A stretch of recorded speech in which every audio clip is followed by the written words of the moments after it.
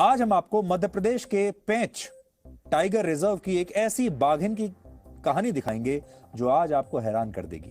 इस बाघिन से जंगल के आसपास के गांव वालों को इतना प्यार हो गया था, इतना लगाव हो गया था कि बाघिन के मरने की खबर से लोगों की आंखें भर आई। इस बाघिन के अंतिम संस्कार में पूरा गांव उमड़ गया और बाघिन का अंतिम संस्कार भी गांव के लोगों ने ठीक उसी तरह किया जैसे किसी गांव वाले का, किसी इंसान का अंतिम संस्कार किया जाता है। बाघिन के अंतिम संस्कार से पहले उसकी शव यात्रा निकाली गई, उसके लिए एक चिता सजाई गई और फूल मालाएं चढ़ाकर लोगों ने इस बाघिन को अपनी अंतिम विदाई दी। इसके बाद हिंदू रीति रिवाजों से उसे गांव की ही एक महिला ने मुखाग्नि दी और एक बाघिन के साथ गांव वालों का यह संबंध इतना भावनात्मक था कि मुखाग्नि देने वाली महिला आखिर में उसने कहा कि आज इस जंगल की शान चली गई। उस महिला ने बिल्कुल ठीक कहा था। यह बाघिन वाकई इस जंगल की शान थी। लोग तो यह भी मानते हैं कि पन्ना जिले के जंगलों में बाघों की दहाड़ असल में इसी बाघिन की देन है। इस बाघिन मरते समय इस बाघिन की उम्र 17 वर्ष थी। वर्ष 2008 से 2018 के बीच 10 वर्षों में इस बाघिन ने 29 शावकों को जन्म दिया। 29। और भारत क्या, पूरी दुनिया में किसी भी बाघिन ने इतने शावक पैदा नहीं किए हैं। यह एक वर्ल्ड रिकॉर्ड है। इसमें से 25 शावक बच पाए और वो आज इसी जंगल में जिंदा हैं।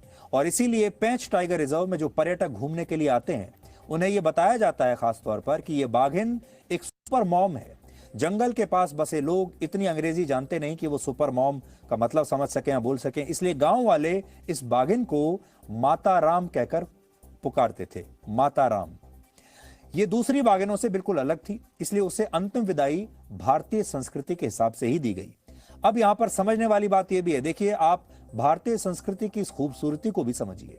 भारत की संस्कृति तो यही है कि इसमें जंगल, जमीन, नदी, पहाड़, पेड़, पक्षी, जानवर सबकी पूजा की जाती है। पूरी दुनिया में अकेली भारतीय संस्कृति ही ऐसी है जो पूरी प्रकृति को देवी देवता का दर्जा देती है। लोग किसी को छोटा ना समझें, इसलिए हमारे पुराणों में यह व्यवस्था की गई और जानवरों को भी उतना ही सम्मान दिया गया और इंसान और जानवरों की एक तरीके से आपको एक पार्टनरशिप देखने को मिलेगी। और उसी के हिसाब से हर देवी देवता के साथ किसी न किसी पशु पक्षी को जोड़ा गया है।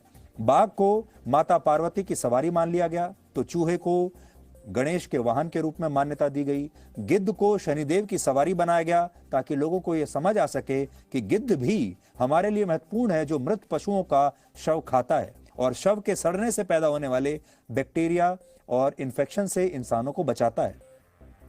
प्रकृति के लिए इतनी गहरी सोच किसी और संस्कृति में आपको दिखाई नहीं देगी। हमारे देश में जैन मुनि आज भी नंगे पैर चलते हैं कि कहीं उनके जूते या चप्पल के नीचे कोई चींटी या कोई जीव दबकर मर न जाए।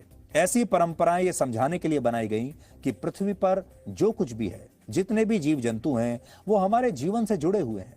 प्रकृति हमारे जीवन का एक अहम हिस्सा है और उसके बिना हमारा जीवन अधूरा है, हमारा काम नहीं चल सकता। इसलिए ख्याल तो पूरी प्रकृति का ही हमें रखना पड़ेगा।